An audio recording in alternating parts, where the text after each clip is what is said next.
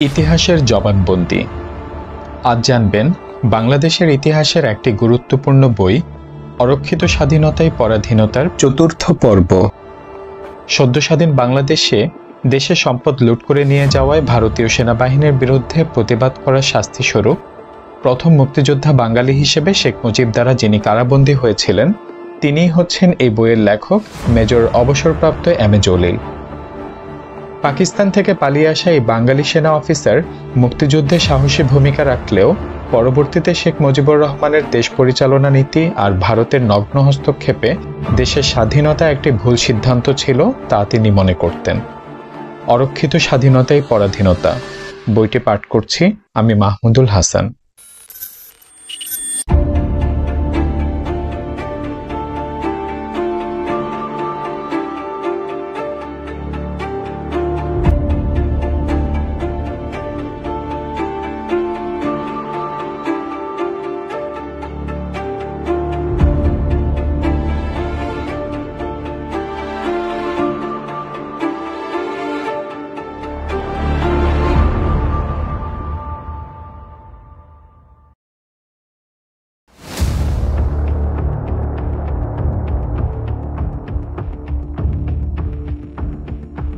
16ই December ও ভারতীয় সৈন্যের অনুপ্রবেশ। সশস্ত্র যুদ্ধে জাগ্রত বাঙালি জাতিকে ভারতীয় প্রতিক্রিয়াশীল শাসক গোষ্ঠী প্রথম দিকে স্বাগত জানালেও ধীরে ধীরে তাদের সেই উৎসাহে ভাটা পড়ে। বাঙালির দুর্দমনীয় জাতীয়তাবাদী চেতনার বিস্ফোরণ তাদের ভীতির কারণ হয়ে দাঁড়ায়। বাহ্যিকভাবে মৈত্রীর বন্ধন রক্ষা করা গেলেও তাদের অভ্যন্তরে ছিল ষড়যন্ত্র আর সন্দেহ। পূর্ব বাংলার বাঙালিদের জাগরণে পশ্চিম বাংলার বাঙালিদেরকেও বিদ্রোহী করে তুলতে পারে। এই সন্দেহে এবং ভীতির কারণেই ভারতীয় কর্তৃপক্ষ দ্রুত মুক্তিযুদ্ধ অবসানের ফর্মুলা সন্ধানে ব্যতিব্যস্ত ছিল। তাদের এই মহান দায়িত্ব পালনে সক্রিয়ভাবে সহায়তা করেছে ভারতে অবস্থানরত আওয়ামী লীগ নেতৃত্ব। মুক্তিযুদ্ধে অংশগ্রহণের জন্য যেভাবে গণমানুষের ঢল বর্ডার অতিক্রম করছিল, তাতে মুক্তিযুদ্ধ দীর্ঘস্থায়ী হয়ে পড়বে এই আশঙ্কায় আওয়ামী লীগ নেতৃত্ব এবং ভারতীয় প্রতিক্রিয়াশীল গোষ্ঠী উভয়ই সমানভাবে উদ্বিগ্ন হয়ে পড়েছিল। কারণ মুক্তিযুদ্ধের দীর্ঘস্থায়িত্ব উভয়েরই স্বার্থের বিপক্ষে যেতে পারে বলে তারা অনুমান করেছে। যুদ্ধ দীর্ঘস্থায়ী হলে ক্ষমতালোভী আওয়ামী লীগও মুক্তিযুদ্ধের উপরে তাদের পোদ্দারি হারিয়ে বসবে আশঙ্কা করেছে।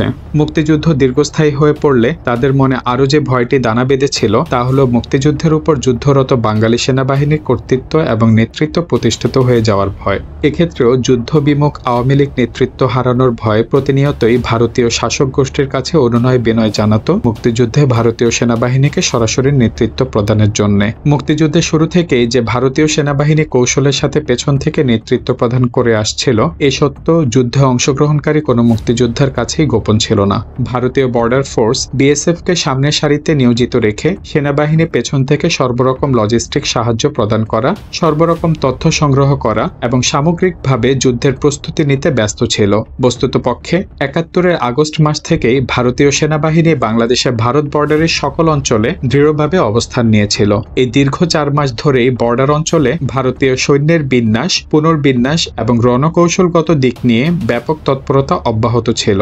বাংলাদেশের মুক্তিযুদ্ধে ভারতীয় সেনাবাহিনীর সরাসরি হস্তক্ষেপ ঘটেনি বলে যাদের ধারণা, তারা ভারতীয় সেনাবাহিনীর রণকৌশল এবং যুদ্ধ তৎপরতা সম্পর্কে মোটেও অবগত নয়। মুক্তিযোদ্ধাদেরকে ভারতীয় সেনা কর্তৃপক্ষ এক ধরনের রেকি ফোর্স হিসেবে গণ্য করেছে, এর অধিক নয়। কিন্তু বাংলাদেশের অভ্যন্তরে গেরিলা ঘাঁটি সম্প্রসারণ এবং ট্রেনিংপ্রাপ্ত গেরিলাদের সশস্ত্র তৎপরতা ভারতীয় সেনা কর্তৃপক্ষের মনে যেমন ভীতি সঞ্চার করে, ঠিক তেমনি আওয়ামী লীগ নেতৃত্বের কাছেও তা ভীতির কারণ হয়ে দাঁড়ায়। দেশের অভ্যন্তরে গেরিলা ঘাঁটিগুলোতে যুদ্ধরত গেরিলা বাহিনীদের আনুগত্য ক্ষমতালোভী আওয়ামী লীগের পক্ষে দীর্ঘদিন নাও থাকতে পারে, সেই সন্দেহ এবং ভয়ে আওয়ামী লীগ নেতৃত্ব প্রতিক্রিয়াশীল হয়ে ওঠে। ভারতীয় কর্তৃপক্ষকে বাংলাদেশের মুক্তিযুদ্ধের অনীতিবিলম্বে সরাসরি হস্তক্ষেপ করে আওয়ামী লীগকে ক্ষমতার মসনদে বসানোর জন্য বেহায়াপনার সাথে ধর্ণা দিতে থাকে। আওয়ামী লীগের এহেন আচরণ ভারতীয় প্রতিক্রিয়াশীল চক্রের জন্য সোনায় সোহাগা হিসেবে বিবেচিত হয়। কারণ ভারতীয় চক্র নিজেরাই দীর্ঘদিন থেকে বাংলাদেশে এক ঝটিকা অভিযান পরিচালনা করার পরিকল্পনায় রীতিমতো মশগুল ছিল। দুর্বল আওয়ামী লীগ নেতৃত্বের অসহায় আত্মসমর্পণই ভারতীয় চক্রকে তাদের দীর্ঘদিনের লালিত স্বপ্ন বাস্তবায়ন করার সুবর্ণ সুযোগ এনে দেয়। হয়। অপরদিকে 1971 সনের 3রা ডিসেম্বর পাকিস্তান কর্তৃক ভারতের পশ্চিম সীমান্তে আকস্মিক যুদ্ধ ঘোষণাও ভারতকে বাংলাদেশের অভিযানে সরাসরি অনুপ্রাণিত করে। এক তুমুল রক্তক্ষয়ী যুদ্ধের মধ্য দিয়ে ভারত নিঃস্বার্থভাবে বাঙালিদের সুখ শান্তির জন্য স্বাধীনতা এনে দেবে এ ধরনের ধারণা যারা পোষণ করেন তারা হয় ভারতের কট্টর সমর্থক, না হয় তারা ভারতের কৃপা ভিক্ষাকারীদের মধ্যে অন্যতম। তবে বাংলাদেশের স্বাধীনতা যুদ্ধে ভারতীয় সাধারণ জনগণ, বিশেষ করে পশ্চিম বাংলার বাঙালি জনগণ এবং ভারতীয় সেনাবাহিনীর সাধারণ সদস্য এবং নিম্নপদের অফিসারদের বিস্ময়কর মানবতা এবং ভ্রাতৃত্ববোধ পরিলক্ষিত হয়েছে। তাদের অবদান চিরস্মরণীয় হয়ে থাকবে। তাদের সকল কর্মতৎপরতায় যে নিছক হীন স্বার্থভিত্তিক ছিল তা নয়, অসংখ্য ক্ষেত্রে তার অতুলনীয় মানবতাবোধের প্রমাণ রেখেছেন। যুদ্ধরত অবস্থায় প্রচণ্ডভাবে ব্যস্ত থাকা সত্ত্বেও আমার দৃষ্টি তাদের সেই মানবতাবোধের স্বাক্ষর এড়িয়ে যায়নি। একথা স্মরণীয় যে একটি দেশের সাধারণ জনগণের মানবতাবোধের সাথে সে দেশের শাসক চক্রের মূল্যবোধের কোনো সম্পর্ক বা সঙ্গতি নাও থাকতে পারে। ভারত ঠিক তেমনই একটি নমুনা। ভারত আপাতদৃষ্টিতে বাংলাদেশের স্বাধীনতা যুদ্ধে যে ধরনের উৎসাহ উদ্দীপনা নিয়ে ঝাঁপিয়ে পড়েছে, তারা তো সেভাবে নাগাল্যান্ড, মিজোরাম, গুর্থাল্যান্ড এবং পাঞ্জাবে শিখদের খালিস্তান স্বাধীন করার যুদ্ধে তেমন উদ্যোগ নিচ্ছে না। সে সকল ক্ষেত্রে তো বরং উল্টোটাই সঠিক। নাগা, মিজো, গুর্খা এবং শিখদের স্বাধীনতা সংগ্রামের প্রতি ভারতীয় কর্তৃপক্ষের সমর্থন নেই কেন? সমর্থনের পরিবর্তে সেখানে ভারতীয় শাসক চক্র শ্বেত সন্ত্রাস চালিয়ে যাচ্ছে কেন? যে শাসক চক্র নিজের দেশের জনগণের স্বাধীনতা কামনা করে না, তারা কি করে পূর্ব বাংলায় বসবাসরত বাঙালিদের স্বাধীনতা কামনা করতে পারে? এটা কি তাদের উদারতা, নাকি তাদের নির্যাতনমূলক প্রতিক্রিয়াশীল শাসন কাঠামো সম্প্রসারণ করারই উদগ্র বাসনা? বাংলাদেশের মুক্তিযুদ্ধে ভারতীয় সেনাবাহিনীর অংশগ্রহণ এবং বাংলাদেশে ভারতীয় বাহিনীর অভিযানকে উপরিউক্ত আঙ্গিকেই বিচার করতে হবে।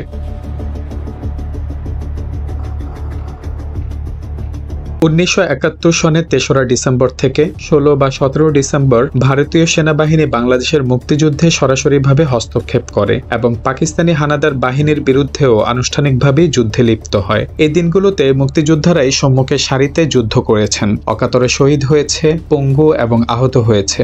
ভারতীয় সেনাবাহিনী পেছনে পেছনে অগ্রসর হয়েছে। তবে এই 14 দিনের যুদ্ধে ভারতীয় সেনাবাহিনীরও আনুমানিক 12 থেকে 14,000 সদস্য প্রাণ হারিয়েছে। তাদের এই প্রাণ হারানো সার্থক হয়েছে কি? কার স্বার্থে 14,000 ভারতীয় সৈন্য প্রাণ বিসর্জন দিল? বাংলাদেশের স্বার্থে? কিসের টানে? না, একটি মার্সিনারি আর্মির সদস্যদের কোনো স্বার্থ নেই, থাকতে পারে না। তারা কেবল প্রাণ দেয় স্বার্থান্বেষী মহলের নির্দেশে, কোনো প্রাণের টানে নয়। জীবন তাদের কাছেও প্রিয়, কিন্তু তবু তা তুচ্ছ, যেহেতু তারা বেতনভোগ কর্মচারী। বেতনভোগদের কোনো আপন ইচ্ছে নেই, তারা কেবল প্রভুর ইচ্ছারই প্রতিফলন ঘটাতে বাধ্য থাকে।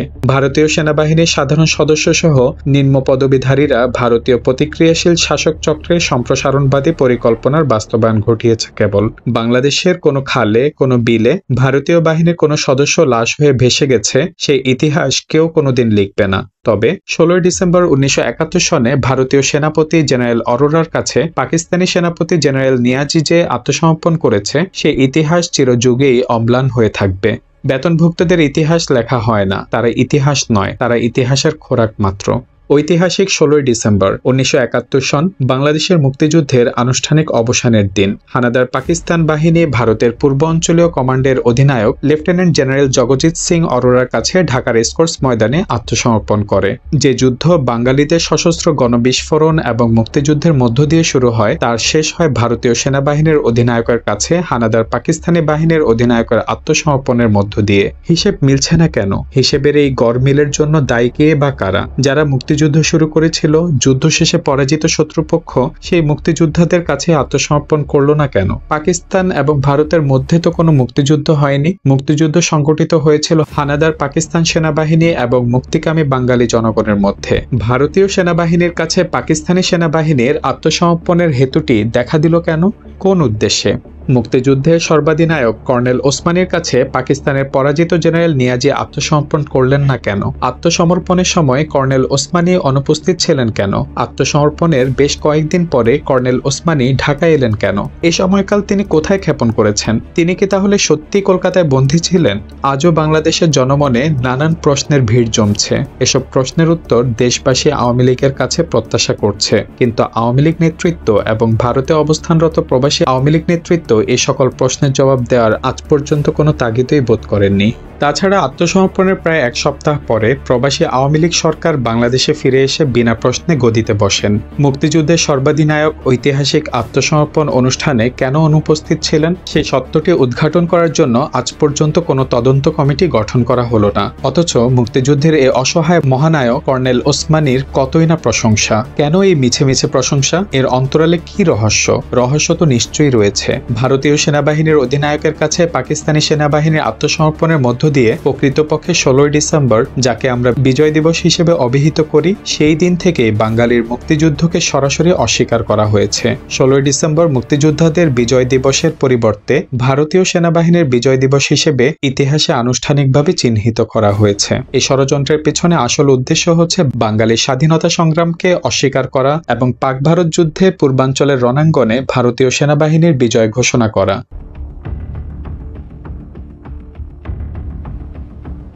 এ বিজয়ে বাংলাদেশের মুক্তিপিপাসু জনগণ এবং মুক্তিযোদ্ধারা ছিল নীরব দর্শক। আওয়ামী লীগ নেতৃত্ব ছিল বিনয়ী তাবেদার এবং কর্নেল ওসমানী ছিলেন অসহায় বন্দী। এ যেন ছিল ভারতের বাংলাদেশ বিজয় এবং আওয়ামী লীগ সরকারের এই নববিজিত ভারত ভূমির যোগ্য লিজ গ্রহণকারী সত্তা। সুতরাং যেমন সত্তা তেমনই তার শর্ত। আর যায় কোথায়? এ তো গেল 16 ডিসেম্বর সম্পর্কে কিছু কথা। অনুরূপভাবে 17 ডিসেম্বর তারিখে খুলনার সার্কিট হাউস ময়দানেও পাকিস্তান সেনাবাহিনীর আনুষ্ঠানিক আত্মসমর্পণ পর্ব অনুষ্ঠিত হয়। নবম সেক্টরের অধিপতি হিসেবে আমি সেখানে উপস্থিত থাকলেও ভারতীয় সেনাবাহিনীর কর্তৃপক্ষ আমাকে একরকম জোর করেই পেছনের সারিতে ঠেলে দেয়। বারবার প্রচেষ্টা চালানো সত্ত্বেও আমাকে সামনে আসতেই দেওয়া হলো না। আমার প্রতিপক্ষ ভারতীয় সেনাবাহিনীর মেজর জেনারেল দালবীর সিংকে দিয়েই সে আত্মসমর্পণের নেতৃত্ব বজায় রাখা হয়। অথচ দালবীর সিংয়ের অধীনস্থ সৈন্যরা যুদ্ধক্ষেত্রে সবসময় আমার বাহিনীর অনেক পেছনে অবস্থান করত। মুক্তিযোদ্ধাদের দীর্ঘ 9টি মাসের অসীম ত্যাগ তিতিক্ষা এবং আত্মহতির মধ্য দিয়েই রচিত বিজয় পর্ব এভাবে ভারতীয় শাসক চক্র দ্বারা লুণ্ঠিত হয়ে যায়। সংগ্রামী লড়াকু বাঙালি জাতি প্রাণপণ যুদ্ধ করেও যেন বিজয়ী হতে পারল না। পারল কেবল অপরের করুণায় বিজয়বোধ দূর থেকে অনুভব করতে। বিজয়ের সরাসরি স্বাদ থেকে কেবল বাঙালি জাতি বঞ্চিত হলো না, বঞ্চিত হলো প্রকৃত স্বাধীনতা থেকেই। সুতরাং সেই বঞ্চনাকারীদের কবল থেকে বঞ্চিতদের ন্যায্য পাওনা আদায় করার লক্ষ্যে আরেকটি প্রকৃত মুক্তিযুদ্ধের প্রয়োজন কি এখনো রয়ে যায়নি?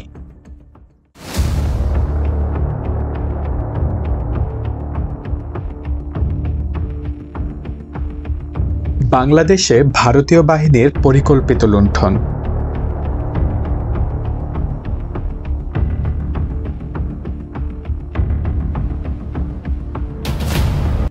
16 ডিসেম্বর ভারতীয় সেনাবাহিনীর কাছে পাকিস্তানি সেনাবাহিনীর আত্মসমর্পণের সূত্র ধরেই যদি বলা যায়, তাহলে 16 ডিসেম্বরের পরে বাংলাদেশে ভারতীয় সেনাবাহিনী কর্তৃক ব্যাপক লুণ্ঠন প্রক্রিয়া ভারত এবং তার তাবেদার গোষ্ঠীর দৃষ্টিতে তা মোটেও অপরাধযোগ্য ছিল না। কারণ বিজিত ভূখণ্ডে বিজয়ী সেনাবাহিনী কর্তৃক সম্পদ লুটতরাজ করাকে আনন্দ উল্লাসেরই স্বতঃস্ফূর্ত বহিঃপ্রকাশ বলে বিবেচনা করা হয়। স্বাধীনতার উষালগ্নে ভারতীয় সেনাবাহিনী কর্তৃক বাংলাদেশের সম্পদ লুণ্ঠন প্রক্রিয়াকে যারা উপরিউক্ত দৃষ্টিভঙ্গিতে বিবেচনা করেন, তারা প্রকারান্তরেই এই সত্যটি স্বীকার করে নিয়েছেন যে বাংলাদেশ ভারতীয় সেনাবাহিনী কর্তৃক একটা বিজিত ভূখণ্ড মাত্র।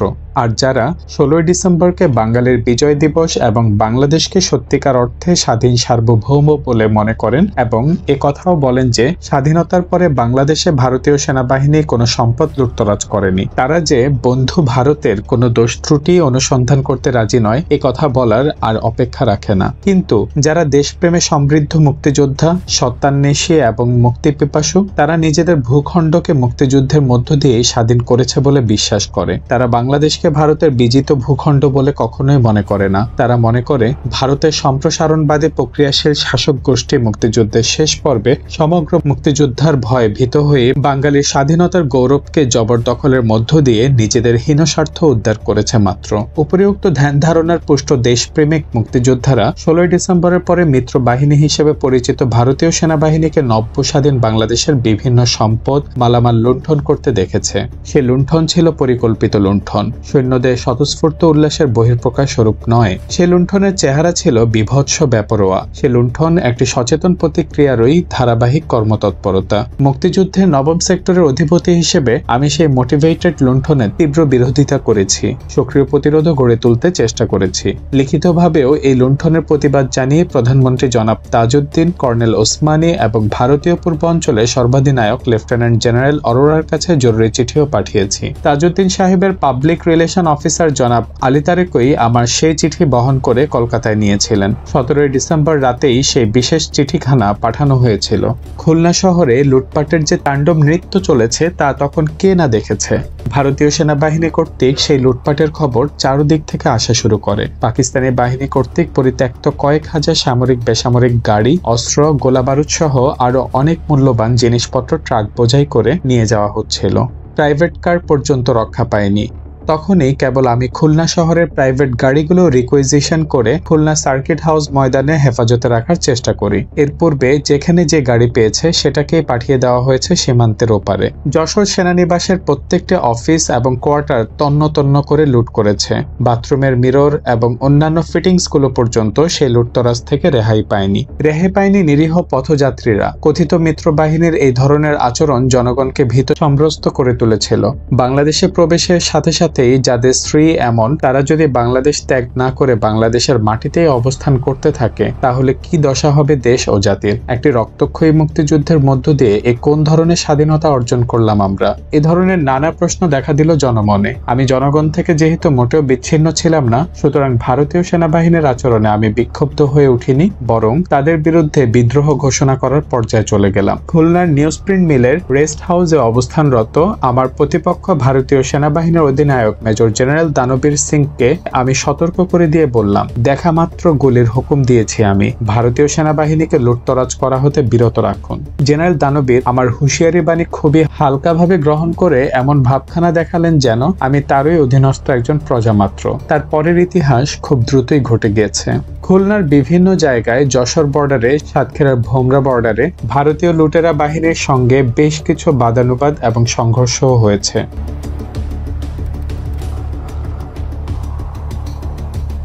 ভারতীয় বাহিনীর এই ধরনের আচরণ সম্পর্কে সতর্ক করে দেওয়ার জন্য আমি 21 ডিসেম্বর তারিখ রাত্রে একটা স্টিমার যোগে বরিশাল যাওয়ার উদ্যোগ গ্রহণ করি। খুলনা পরিত্যাগ করতে হলে নাকি ভারতীয় সেনাবাহিনী কমান্ডারের হুকুম নিতে হবে। এ কথা শোনার পরে ভারতের আসল মতলবখানা আমার কাছে পরিষ্কার হয়ে উঠল। আমি সেক্টর কমান্ডার হিসেবে ভারতীয় নির্দেশ মেনে চলতে মোটেও বাধ্য ছিলাম না। পাকিস্তান সেনাবাহিনীর বুজ্জ ভেঙে দেশ মুক্ত করলাম ভারতীয় সেনাবাহিনীর নির্দেশ মেনে চলার জন্য নয়। একটি মুক্তিপিপাসু জাতির ভাবাবেগ অনুধাবন করতে ভারতীয় কর্তৃপক্ষ কেবল চরমভাবেই ব্যর্থ হয়নি, বরং অনুধাবন করার সামান্যতম ধৈর্য প্রদর্শন করেনি তারা। অন্য কথায় তারা কোনো কিছুরই তোয়াক্কা করেনি। সংগ্রামী বাংলাদেশ নয়, ভারত যেন একটা মগের মূল্যক জয় করেছে বলে মনে হলো আমার কাছে। সে যাই হোক, ভারতীয় কর্তৃপক্ষের বাধা নিষেধ উপেক্ষা করেই আমি দলবল সহ ইনভেস্টিগেশন জাহাজটিতে চড়ে 20 ডিসেম্বর বরিশালের অভিমুখে রওনা হই। বরিশাল, পিরোজপুর, ভোলা, পটুয়াখালী ইত্যাদি জায়গাগুলোতে জনসভার আয়োজন করা হয় এবং জনগণকে ভারতীয় বাহিনীর আচরণ সম্পর্কে সতর্ক করে দিই। আওয়ামী ছাত্রলীগের যৌথ আয়োজনেই সেই জনসভাগুলো অনুষ্ঠিত হয়। ভারতীয় সেনাবাহিনী কর্তৃপক্ষ সিদ্ধান্ত নিয়েছিল অবিলম্বে মুক্তিযোদ্ধাদের নিরস্ত্র করবে এবং সকল অস্ত্র জমা করে সীমান্তের ওপারে নিয়ে যাওয়া হবে। ভারতীয় বাহিনীর এই ষড়যন্ত্রের বিরুদ্ধেও আমি জনসভাগুলোতে সোচ্চার হয়ে উঠলাম। আমার পরিষ্কার নির্দেশ ছিল, পশ্চিম পাকিস্তানে বন্দী স্বাধীন বাংলার স্থপতি জনগণের প্রাণপ্রিয় নেতা শেখ মুজিবুর রহমানকে মুক্ত না করা পর্যন্ত বাঙালি জনগণের মুক্তিযুদ্ধ চলতে থাকবে। শেখ মুজিবের হস্তেই কেবল মুক্তিযোদ্ধারা তাদের অস্ত্র সমর্পণ করে দেবে। আমার এই মহান আহ্বান এবং নির্দেশ মুক্তিযোদ্ধা এবং জনগণের মনে ব্যাপক উদ্দীপনার জন্ম দেয়। বাংলাদেশে অবস্থিত ভারতীয় গোয়েন্দা বাহিনী এবং কট্টর ভারত সমর্থক গোষ্ঠী আমার চেতনা এবং অনুভূতির তাৎপর্য সঠিকভাবে বুঝে উঠতে সক্ষম তো হয়নি, বরং ভুল বুঝেছে। এখানে একটা বিষয় সকলেরই পরিষ্কার হওয়া প্রয়োজন এবং তা হচ্ছে, স্বাধীনতা সে উষালগ্নে বিধ্বস্ত বাংলাদেশের সম্পদ রক্ষা করার যে আগ্রহ এবং বাসনা আমরা প্রদর্শন করেছি তা ছিল আমাদের জাতীয় সম্পদ রক্ষা করার স্বার্থেই, কেবল ভারত বিরোধী হয়ে ওঠার জন্য নয়। জাতীয় সম্পদ রক্ষার চেষ্টা কেবল নিঃস্বার্থ দেশপ্রেমেরই লক্ষণ, কারো বিরুদ্ধে শত্রুতা সৃষ্টি করা ষড়যন্ত্র মোটেও নয়। বন্ধু ভারত এখানে হিসেবে ভুল করেছে, আর তাই দেশপ্রেমের পুরস্কার হিসেবে আমাকে যশোর থেকে অ্যাম্বুশ করে, অর্থাৎ গোপনে ওত পেতে থেকে ভারত বাংলাদেশ যৌথ বাহিনীর সশস্ত্র উদ্যোগে গ্রেপ্তার করে। আমার ওই স্বাধীন বাংলায় আমি হলাম প্রথম রাজবন্দী। 31 ডিসেম্বর বেলা 10টা, 10:30টায় আক্রমণকারী বাহিনীর হাতে বন্দী হয়ে বাংলাদেশের স্বাধীনতার আসল রূপের প্রথম দৃশ্য দেখলাম আমি। ভারতীয় সৈন্যবাহিনীর মদদে বাংলাদেশ স্বাধীন করার অর্থ এবং তাৎপর্য বুঝে উঠতে আমার তখন আর 1 মিনিটও বিলম্ব হয়নি। 1971 সনের সেই 31শে ডিসেম্বর রাত 12টা 1 মিনিটের কথা আমি কোনোদিনও ভুলতে পারবো না। যশোর সেনা ছাউনির অফিসার কোয়ার্টারের একটি নির্জন বাড়িতে আমাকে সকাল 11টায় বন্দী করা হয়। বাড়ি না যেন হানা বাড়ি, ঘুটঘুটে অন্ধকার, আশেপাশে বেশ কিছু নরকঙ্কাল পড়ে আছে। ঘরের ভেতর মানুষের রক্তের দাগ, কোনো ধর্ষিতা বোনের এলোমেলো ছেঁড়া চুল, বাইরে কাক, শকুন, শেয়াল একযোগে ব্যস্ত। ভেতরে মশারা কামান দাগিয়ে আছে। বাথরুমে পানি নেই। ডিসেম্বরের ভিজে শীত, বাইরে সেন্ট্রির বুটের কটমট আওয়াজ। সারাদিন গেল, কোনো খাওয়া বা খাবার পানি পর্যন্ত এলো না। 5 রুম বিশিষ্ট বাড়িটির রুমে রুমে যেন কান্না আর হাহাকার। সন্ধ্যা হতেই পেঁচার গঙ্গানি শুরু হয়। সহযোগী ভূতমও পেছনে পড়ে নেই। বাড়িটার একটা রুমেও লাইট নেই। একটা খাটের উপরে একটা আধছেড়া কম্বল, এবং তখন সেটাই আমার আপন একমাত্র আশ্রয়স্থল। কোনো মতে কম্বলটা জড়িয়ে বসে আছি। রাত 12টা 1 মিনিটে যশোর সেনা ছাউনি নতুন বছরের উজ্জীবনী গীতিতে মুখর হয়ে উঠল। নারী পুরুষের যৌথ কণ্ঠের মনমাতানো সঙ্গীত, নাচ, হাততালি, ঘুঙুরের ঝনঝনানি, উল্লাস, উন্মাদনা সবই ভেসে আসছিল কর্ণকুহরে। আমার মাটিতে প্রথম নববর্ষেই আমি অনুপস্থিত। এ কথা ভাবতেই আমি কানে আর কিছুই শুনতে পেলাম না। শুনলাম কেবল একটা ব্যঙ্গাত্মক অট্টহাসি। রক্ত দিয়ে এই স্বাধীনতা আনলে তোমরা, যার অর্থ দাঁড়ায় কতকটা এরকম। রাতের ঘুটঘুটে সে অন্ধকারে আমি সেদিন কম্বল জড়িয়ে ঘেমে উঠেছিলাম, শিহরিয়ে উঠেছিলাম পুনঃ পুনঃ। স্বাধীনতার 17 বছর পরেও আমি নিশ্চিত হতে পারছি না। অন্ধকারে আজও আমি একইভাবে শিহরে উঠি আর যেন শুনতে পাই, রক্ত দিয়ে এই স্বাধীনতা আনলে তোমরা।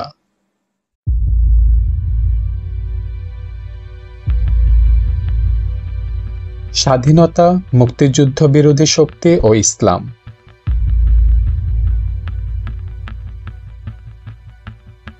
আওয়ামী লীগের 6 দফা ভিত্তিক স্বায়ত্তশাসনের দাবির অন্তরালেই স্বাধীনতা আন্দোলনের বীজ লুকায়িত থাকলেও 6 দফার প্রণেতারা এবং আওয়ামী লীগ নেতৃত্ব এক জিনিস নয়। 6 দফার অভ্যন্তরে স্বাধীনতা আন্দোলনের সুর ছিল নেহাতই প্রচ্ছন্ন, এবং আন্দোলনে ধাপে ধাপে সেই লক্ষ্য অর্জিত হওয়ার পরিকল্পনা হয়তোবা ছিল। তবে আওয়ামী লীগের 6 দফাকে আওয়ামী লীগ নেতৃত্ব কখনো স্বাধীনতার আন্দোলন হিসেবে সচেতনভাবে মনে করেনি। কিন্তু দেশের সংগ্রামমুখর জনগণ 6 দফার আন্দোলনকে 1 দফার আন্দোলন হিসেবেই যে গণ্য করত, এ কথা সত্য।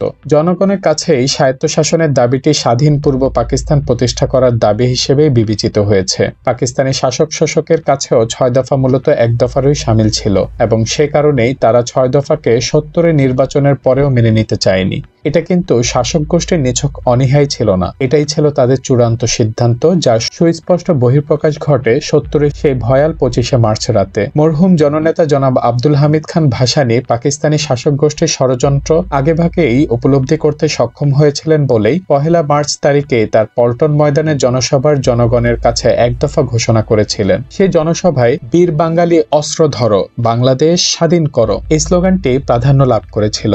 তাই পূর্ব পাকিস্তানকে পশ্চিম পাকিস্তানি পুঁজিবাদী শোষণ থেকে মুক্ত করে বাংলাদেশ হিসেবে একটি স্বাধীন রাষ্ট্র গড়ে তোলার স্বপ্ন সচেতন বাঙালিদের মধ্যে অবশ্যই বিরাজ করছিল। তবে সেই স্বাধীন বাংলাদেশের রূপরেখা কি হবে সে সম্পর্কে সুস্পষ্ট ধ্যান ধারণা তাদের মধ্যে ছিল না। জনাব সিরাজুল আলম খানের নেতৃত্বে পরিচালিত বাংলাদেশ ছাত্রলীগের সচেতন ক্ষুদ্র একটি অংশ বিশেষ বামপন্থী সংগঠন সমূহের চিন্তা চেতনার পূর্ব পাকিস্তানকে একটি স্বাধীন সমাজতান্ত্রিক বাংলাদেশ হিসেবে প্রতিষ্ঠা করার লক্ষ্যে স্থির ছিল। সে কথা আমি পূর্বেই উল্লেখ করেছি। স্বাধীনতা অর্জনের পরে উক্ত চেতনাকেই মুক্তিযুদ্ধের চেতনা হিসেবে জাতির উপর আরোপিত করা হয়েছে।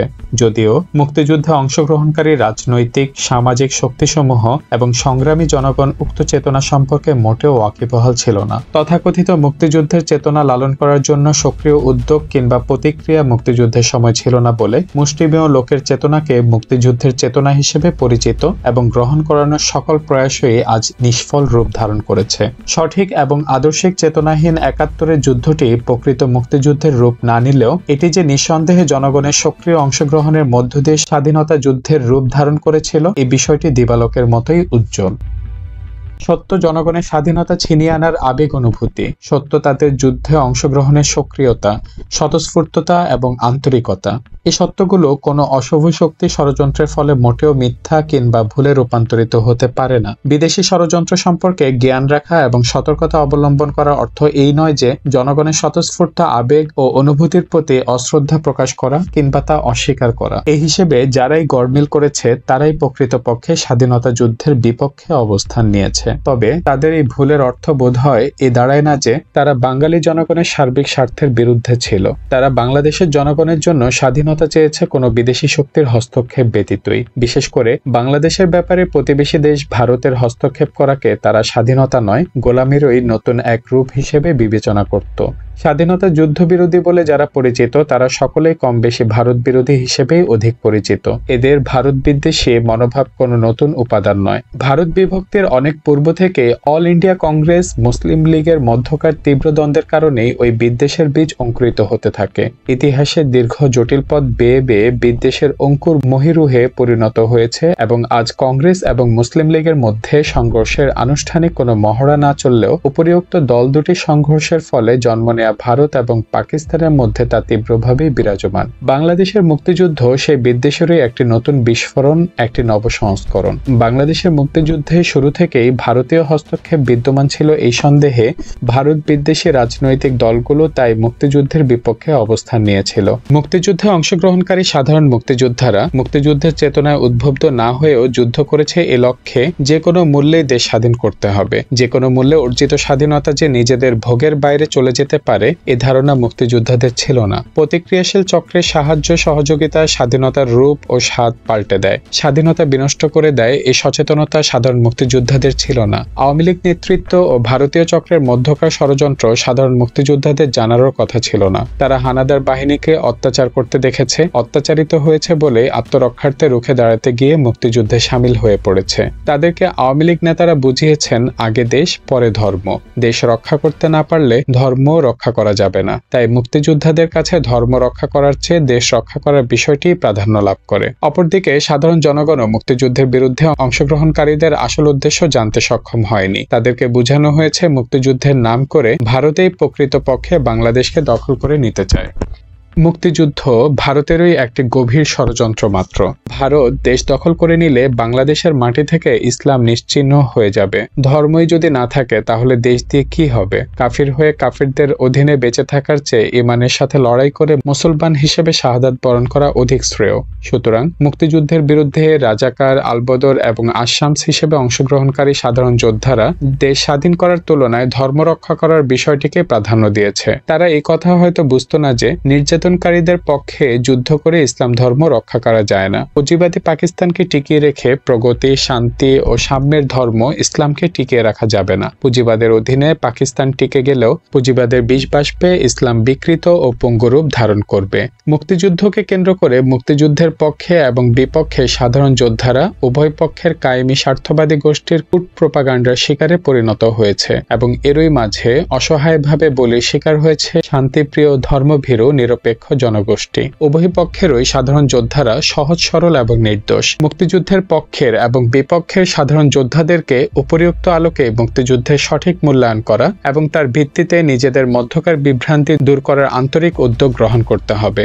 দেশ ও জাতির ঐক্য এবং ভারসাম্যপূর্ণ ভবিষ্যৎ রচনা করার স্বার্থেই এ ধরনের উদ্যোগ গ্রহণ করা আশু প্রয়োজন। তবে মুক্তিযুদ্ধকালীন অবস্থায় উভয় পক্ষের যোদ্ধারা যা কিছু করেছে তা করেছে স্ব প্রক্রিয়ায় অন্তর্ভুক্ত হওয়ার কারণেই কেবল।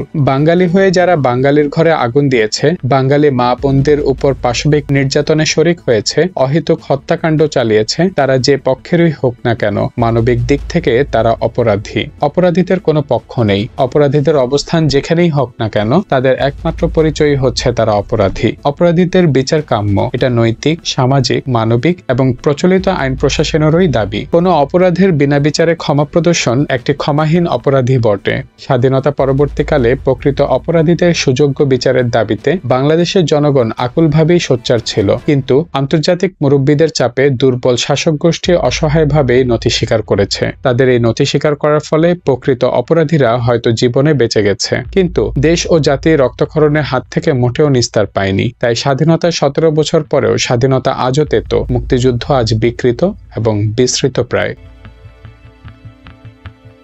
হানাদার পাকিস্তানি যারা দীর্ঘ 9টি মাস ধরে বাংলাদেশের বুকে অবলীলাক্রমে গণহত্যা চালিয়ে ইতিহাসের পাতায় এক জঘন্য অধ্যায় সৃষ্টি করলো, তাদেরকে ভারতীয় সৈন্যবাহিনী কিসের স্বার্থে উদ্ধার করে নিয়ে গেল ভারতে? সেই সকল হত্যাকারী গণদস্যুদেরকে মুক্তিযোদ্ধাদের কাছে হস্তান্তর করা হলো না কেন? যারা মুক্তিযুদ্ধের মৈত্রী বাহিনী হিসেবে বাংলাদেশের দরদি সেজে বাঙালিদেরকে উদ্ধার করতে এলো, তারাই বাঙালিদের উপর ঝাঁপিয়ে পড়া পাকিস্তানি হত্যাকারী বাহিনীকে নিরাপদ আশ্রয় উদ্ধার করে নিয়ে বাঙালি প্রেমের পরিচয় দিয়েছে না পাঞ্জাবি প্রেমের পরিচয় দিয়েছে? মুক্তিযুদ্ধে মৈত্রী বাহিনী মুক্তিযোদ্ধাদের হত্যাকারীদের প্রতি অতটা দরদি হয়ে ওঠার পেছনে কারণটা কি ছিল? রোশনের গোড়া নাকি এক জায়গায়? এ সকল মার্সিনারি আর্মির গোড়াও এক জায়গায়, আমেরিকার পেন্টাগনে? সুতরাং মুক্তিযুদ্ধ, স্বাধীনতা যুদ্ধ, পাক ভারত যুদ্ধ ও সকল কিছু না, লৌকিকতা মাত্র। সংগ্রামমুখর জনগণকে বিভ্রান্ত এবং হতাহত করে আন্তর্জাতিক মুরব্বীদের প্রভাব বলয় ঠিক রাখাই হচ্ছে এই সকল যুদ্ধ খেলার আসল উদ্দেশ্য। তা না হলে মানবতার খাতিরে আন্তর্জাতিক মহল থেকে বাংলাদেশে গণহত্যাকারী পাকিস্তানি নরপশুদের বিচারের দাবি শোনা যেত না। তেমন কিছুই হয়নি, হবেও না, যতদিন পর্যন্ত আন্তর্জাতিক মহল অভিশপ্ত সাম্রাজ্যবাদের প্রভাব বলয় থেকে মুক্ত না হবে। নির্যাতিত বাঙালিরাই কেবল বিচারের দাবিতে চিৎকার করেছে, সে চিৎকার কেউ শোনেনি। বাংলাদেশে সংঘটিত ইতিহাসের একটি নরকীয় গণহত্যা বিনা বিচারেই ধামাচাপা পড়ে রইল। অপরাধের প্রধান নায়করাই যেখানে বিনা বিচারে মুক্ত হলো, সেক্ষেত্রে প্রধান নায়কদের স্থানীয় সহযোগীদের বিরুদ্ধে বিচার বিভাগীয় ব্যবস্থা নেওয়ার অধিকার বাংলাদেশ সরকারের থাকে কি? সাম্রাজ্যবাদ নির্ভরশীল কোনো সরকারেরই মুক্তিযুদ্ধে সংগঠিত অপরাধের কোনো বিচারই করতে সক্ষম হবে না। তবে মুক্তিযুদ্ধের একজন সেক্টর কমান্ডার হিসেবে আমি মনে করি, মুক্তিযুদ্ধ বিরোধী পক্ষের বিরুদ্ধে ঢালাও অভিযোগ আনার চেষ্টা না করে যাদের বিরুদ্ধে নির্দিষ্ট অভিযোগ রয়েছে তাদের অবশ্যই বিচার হওয়া প্রয়োজন। যতদিন পর্যন্ত অপরাধীদের বিচার না হবে, ততদিন পর্যন্ত জাতি দুর্ভাগ্যজনক দ্বন্দ্বে ক্ষতবিক্ষত হতে থাকবে এবং এ কারণে বাংলাদেশের মাটিতে তথা স্বাধীনতা বিরোধীদের কারণেই পবিত্র ইসলাম ধর্ম বিরোধী প্রোপাগান্ডার অবসানও হয়তো ঘটবে না। স্বাধীনতা বিরোধী প্রায় সকল দল ও গোষ্ঠী যেহেতু ইসলাম ভিত্তিক, সেহেতু ইসলামই সমালোচনার বন্ধু হয়ে দাঁড়িয়েছে। অথচ ইসলামে কোনো অপরাধীরই আশ্রয় থাকার কথা নয়। ইসলাম অন্যায়, অপরাধ বিরোধী এক সক্রিয় জীবন ব্যবস্থা। ইসলাম মানুষকে মূলত স্বাধীন করে দিয়েছে। এই স্বাধীন মানুষদের উপর একমাত্র আল্লাহর প্রভুত্ব ব্যতীত যে কোনো ধরনের প্রভুত্ব চাপিয়ে দেওয়ার প্রচেষ্টার বিরুদ্ধে ইসলাম আপোষহীন জিহাদ ঘোষণা করে। এমন একটি জীবন দর্শন যা চূড়ান্ত অর্থে পরিপূর্ণ। সে ইসলাম সম্পর্কে যারা অসহিষ্ণু মনোভাব প্রদর্শন করে তা তারা অজ্ঞতাবশতই করে বলে আমি বিশ্বাস করি। আর যদি কেউ সজ্ঞানে ইসলাম বিরোধী প্রচারে লিপ্ত হয়, তা তারা করে কায়েমি স্বার্থের কারণেই। কেবল কোনো পরামর্শ কিংবা সমালোচনায় তাদেরকে অপপ্রচারের কুৎসিত পথ থেকে বিরত রাখতে সক্ষম হয় না। তবে অপপ্রচারকারীদের অধিকাংশই যে হচ্ছেন ইসলাম সম্পর্কে অজ্ঞদের অন্তর্ভুক্ত, সে বিষয়ে আমি নিশ্চিত। মুক্তিযুদ্ধের পরবর্তীকালে এই ইসলাম অ্যালার্জি শিক্ষিত সমাজের মধ্যে একটা মানসিক ব্যাধি নেই বিরাজ করছে।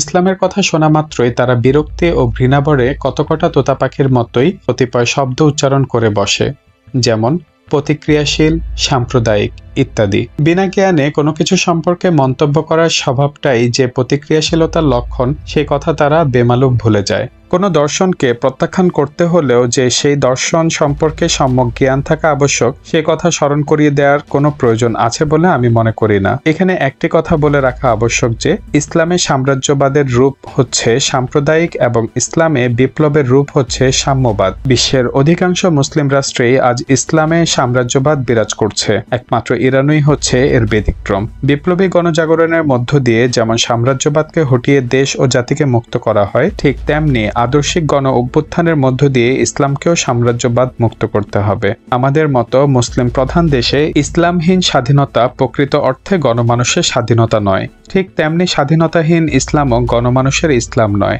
তা থেকে যায় দরবারি ইসলাম, অর্থাৎ সাম্রাজ্যবাদ নির্ভরশীল প্রশাসনের নিয়ন্ত্রণে ইসলাম। যে কোনো মূল্যে স্বাধীনতা ছিনিয়ে আনতে যারা তথাকথিত ধর্মনিরপেক্ষতার ভূত মাথায় বহন করে এনেছে, তারা যেমন ভুল করেছে, ঠিক তেমনি ভুল করেছে স্বাধীনতার বিপক্ষে শক্তিসমূহ। গোষ্ঠীসমূহ যারা ইসলামকে যে কোনো মূল্যে রক্ষা করতে গিয়ে স্বাধীনতাকেই অস্বীকার করে বসেছে। তাই মুসলিম প্রধান বাংলাদেশের জনগণের স্বাধীনতার প্রকৃত রূপ হতে হবে সাম্রাজ্যবাদ, আধিপত্যবাদ, বর্ণবৈষম্যবাদ, রাজতন্ত্র এবং স্বৈরতন্ত্র মুক্ত ইসলাম। ইসলামহীন স্বাধীনতা অথবা সাম্রাজ্যবাদ ও রাজতন্ত্র নির্ভরশীল ইসলাম সহকারে স্বাধীনতা এবং কোনোটি বাংলাদেশের ধর্মপ্রাণ সংখ্যাগরিষ্ঠ মানুষের মুক্তির পথে সহায়ক হবে না। ইসলাম ভিন্ন বাংলাদেশে বসবাসরত অন্যান্য ধর্মাবলম্বী শতকরা 10% মানুষও ধর্মভীরু এবং তারাও ধর্ম সহকারে স্বাধীনতা এবং মুক্তি কামনা করে। প্রকৃত ইসলামে সাম্যবাদী নীতি এবং ইসলামের ঐতিহ্যবাহী নৈতিকতা ও ধর্মীয় মূল্যবোধের সাথে ভিন্ন ধর্মাবলম্বীদের কোনো বিরোধ নেই, বরং শান্তিপূর্ণ সহাবস্থানের বিধান রয়েছে ইসলাম ধর্মে।